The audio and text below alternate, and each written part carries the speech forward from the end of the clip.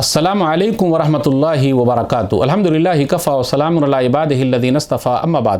محترم ناظرین کرام، آسان درس قرآن کے اندر 30ویں یعنی آخری پارے کا 38واں رکوع ہے، جس کے اندر سورہ فلق سورہ نمبر 113 مکمل ہے۔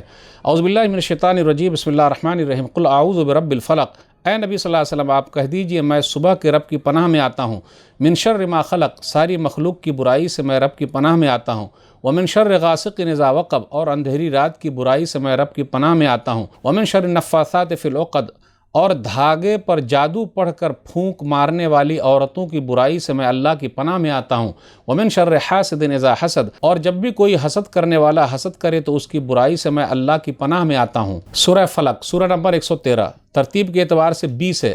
الفلق، صبح کا وقت، پھاڑنا۔ فلق مکی سورہ ہے، ہجرت سے پہلے مکہ اور اس کے آس پاس اترنے والی سورت مکی ہے۔ اس سورہ میں 5 آیتیں ہیں اور 1 رکوع ہے۔ جمہور علماء کا کہنا ہے سورہ فلق اور سورہ ناس جادو کا بہترین علاج ہے۔ سورہ فلق کی فضیلت، رات میں سوتے وقت سورہ اخلاص، سورہ فلق اور سورہ ناس تینوں کو پڑھ لیا کریں۔ رات میں سوتے وقت دونوں ہتھیلیاں ساتھ میں ملا کر سورہ اخلاص، سورہ فلق اور سورہ ناس تینوں کو پڑھ لیں، پھر اس میں پھونک مار کر دونوں ہتھیلیوں کو اپنے جسم پر جہاں تک ہو سکے پھیر لیں۔ سر، چہرے اور جسم کے سامنے والے حصے سے شروع کریں اور 3 مرتبہ ایسا کریں۔ صحیح بخاری کتاب فضائل قرآن حدیث نمبر 5017۔ سورہ فلق اور سورہ ناس بری نظر سے بھی بچاؤ کا بہترین علاج ہے۔ سنن ترمذی کتاب الطب حدیث نمبر 2058۔ 3 صورتیں ایسی ہے کہ اگر ہم اور آپ صبح شام 3 بار پڑھیں تو اس کا بڑا فائدہ ہے، تمام پریشانیوں کا علاج ہے۔ قل هو اللہ احد، قل اعوذ برب الفلق اور قل اعوذ برب الناس محفوظ رکھنے والی صورتیں ہیں۔ سنن ترمذی کتاب الدعوات حدیث نمبر 3575۔ سب سے بہترین سورہ جس کو لوگ پڑھتے ہیں، نبی صلی اللہ علیہ وسلم نے بیان فرمایا، لوگ پسند کرتے ہیں تو یہی سورہ ہے، سورہ فلق، سورہ ناس۔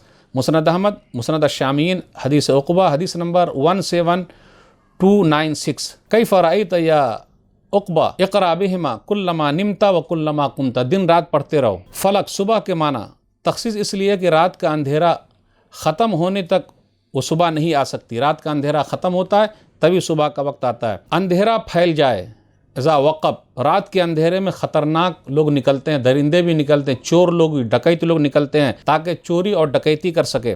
نفاسات مؤنث کا صیغہ ہے، وہ جادو کرنے والی، پھونکنے والی اس کا ذکر ہے۔ جادو کا عمل چاہے مرد کرے یا عورت کرے۔ ومن شر حاسد اذا حسد، حسد کرنے والے حسد کریں۔ یہ حسد کس کو کہتے ہیں؟ سامنے والی کی نعمت چھن جائے ہمیں ملے۔ الحسود لا یسود، جو حسد کرتا ہے اس کو سرداری نہیں ملے گی۔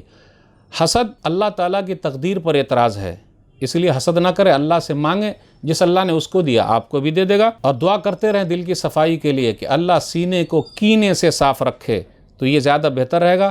اور جب کوئی چیز نظر آئے اچھی، ماشاء اللہ، سبحان اللہ، الحمدللہ، بارک اللہ پڑھتے رہیں، اس کا بڑا فائدہ ہے۔ علامہ ابن قیم رحمہ اللہ اپنی کتاب بدائع الفوائد میں کہتے ہیں، جلد نمبر جو صفحہ نمبر 199 میں، لہما تاثیر خاص فی دفع السحر والعین وسائر الشرور، کہ سورہ فلق اور سورہ ناس پڑھ دینے سے فائدہ یہ ہے کہ جادو میں بھی بہترین علاج ہے اور نظر لگنے میں بھی اور تمام تکلیف میں بھی، اس لیے ہم اور آپ سورہ فلق، سورہ ناس بار بار پڑھتے رہیں، اس کا بڑا فائدہ ہے۔ تو ناظرین اکرام، آج کے درس سے بس اتنا ہی۔ اللہ سے دعا ہے اللہ تعالیٰ ہم لوگ قرآن کریم کو پڑھنے، پڑھانے، سمجھنے، سمجھانے، عمل کرنے اور لوگوں تک پہنچانے کی توفیق دے، آمین۔ والسلام علیکم ورحمۃ اللہ وبرکاتہ۔